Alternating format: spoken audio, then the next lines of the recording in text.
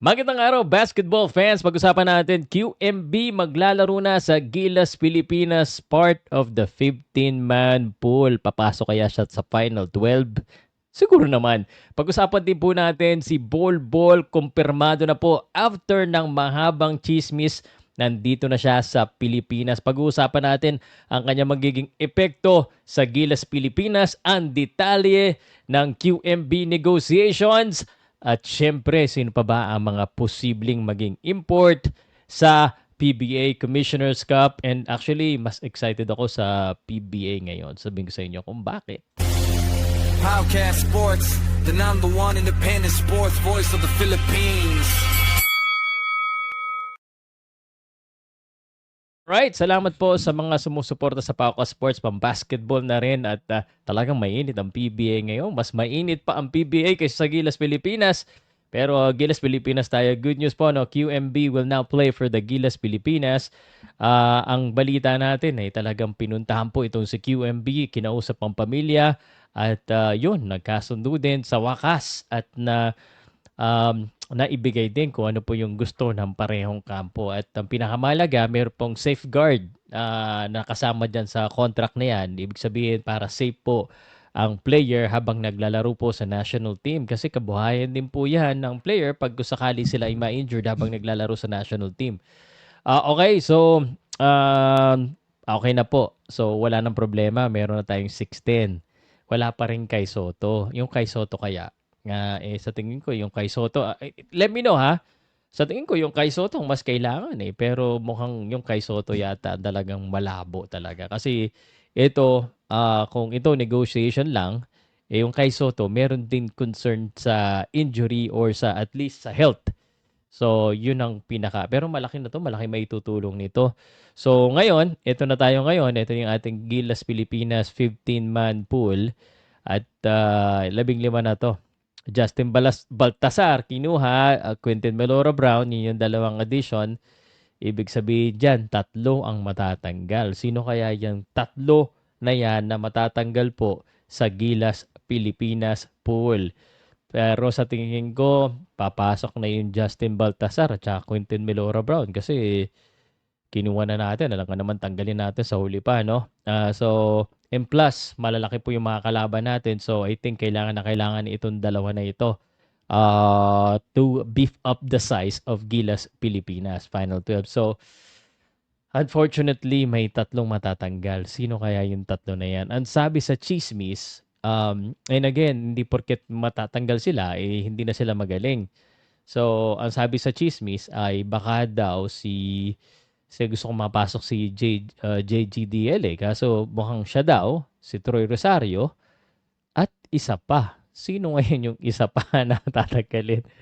Hindi, baka nako, hindi ko alam kung sino. Ang hirap naman nito. Sabi baka daw si RJ Barrientos, pero baka daw ewan ko ba? Di ko na alam guys.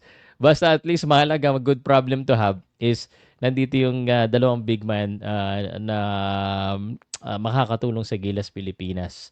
So, abangan na lang natin na actually mamaya or every Thursday, nag-usap kami ni Homer Saison regarding Gilas Pilipinas. So, if you're watching this February 19, hanapin mo yung live namin sa February 19 Thursday kasi nandoon yung mga secret, no, yung mga pasabog ni Omar Saison against Gilas, not against, for Gilas Pilipinas. Speaking of basketball, no, excited ako dito kay Bol Bol. At nagsalita na rin si Coach Yengge according to the spin.ph article na mahirapan daw. Mahirap talaga kasi itong Bol Bol, hindi lang ito big man Ano lang to, very versatile. He can dribble, he can shoot from the outside. So this is gonna be a headache and a problem talaga. But at the same time, it is what it is. That's the game right now. Parang bigla ang PBA. Ang tatangkad. Manliliit ang mga PBA players dito kay Bol Bol. Talagang, it is what it is. We cannot stop progress. Sasabihin ko na lang, we cannot stop progress. I mean, parang AI yan We cannot stop AI. We cannot stop people from using AI. And we just have to adapt. And talagang survival of the fittest. ang mangyayari sa PBA Commissioner's Cup. That's why I'm so excited. Now, ang tanong ng iba ay nako, delikado yata. Ang mga import ngayon, either 6'9 or 6'10.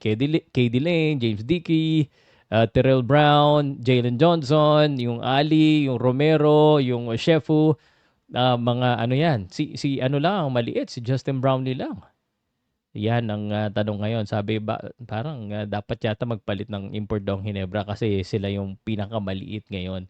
Lalo na kung may ball. Parang unfair na talaga daw.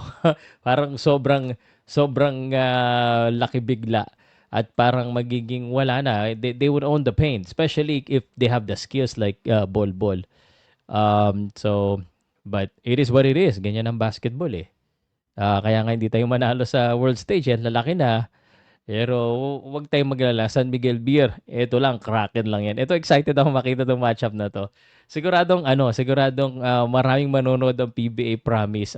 This is gonna be unfair for some, but the fans are getting excited. We should not stop progress para sa akin.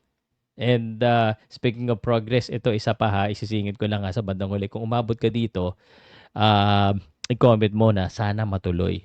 Sana matuloy ito, no? Itong nagkakaroon na po tayo ng mga sources din aside from Homer Sison. May mga nagme-message sa atin na ito, kino-consider talaga to ng Macau Black Bear. Tsaka si Sam daw, si Sam De Guerra.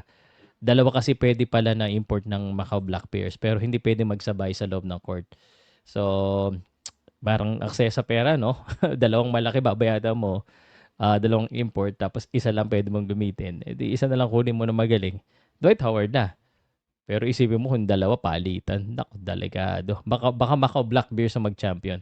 Sana matuloy ito, no guys? I-comment nyo nga, sana matuloy. And again, balik-balik kayo dito everyday. Meron tayong bagong content lagi sa basketball. Salamat po and let me know what you think in the comment section. Please share, like, and comment for more. Salamat po.